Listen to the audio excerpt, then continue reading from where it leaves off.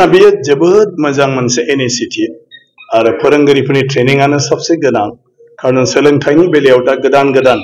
माखासे माने मा होनो सिस्टेमफोर कर्सफोर दिनै माने जागासिनो दं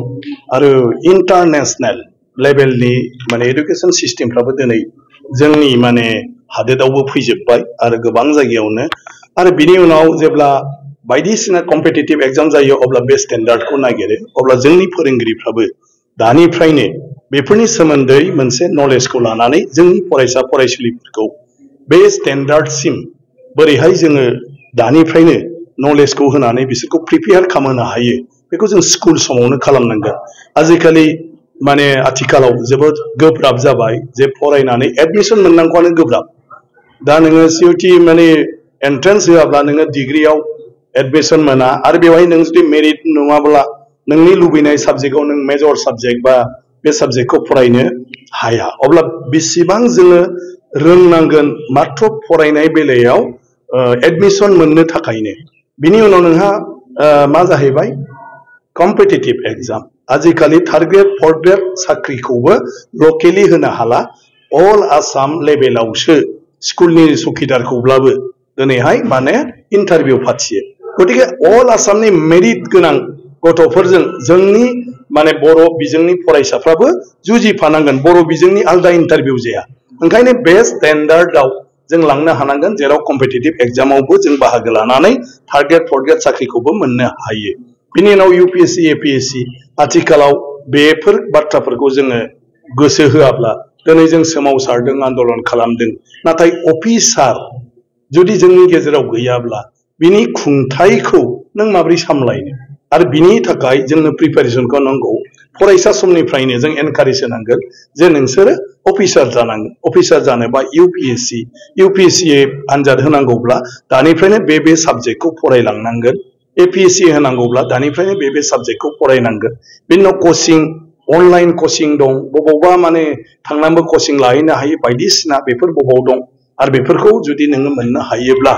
माने माबायदि लामाजों मोननो हायो बेफोरखौ जोंहा मटिभेशनखौ स्कुल समावनो होनांगौ आरो बे टिचार ट्रेनिं फोरोंगिरिनि ट्रेनिंआ बेफोर माने बाथ्राफोरखौ जोंनि फोरोंगिरिफोरनो माने मा होनो मोनसे आइडिया होगोन आरो फोरोंगिरिफ्रा साबसिननिफ्राय हामसिन फरायसा फरायसुलिखौ जोंनि क्लासाव आरोखि साबजेक्टखौ फोरोंनायनि अनगाबो जोंनो माखासे गोबां बायरा गियान होनो हागोन जेजों जोंनि जिउखौ दानो हायो गतिके आं साबायखर बावदों माने इउएन एकाडेमि एग्जाम बर्ड आरो गुबुन गुबुन जोंनि फसंथानखौ जायफ्रा बे हाबाफारिखौ दिनै लादों जों बासिनांगोन जों सायख'नांगोन मानसिनि जिउआ सोर माब्रै गाव सोलिनो नागिरो जों मा लुबैयो जों जुदि नेशनेल इन्टारनेशनेल लेभेलाव कम्पिट खालामनो नागिरदोंब्ला बा बेफ्रावबो जुदि जों माबा मोनसे जोंनि गथ' गथायखौ फिउचाराव खामानि मावनानै जाहैनाय एंगेजमेन्ट मोननायखौ लुबैदोंब्ला जोङो एनइपिनि पलिसिल' नङा आजिखालि नोङो माने मा होनो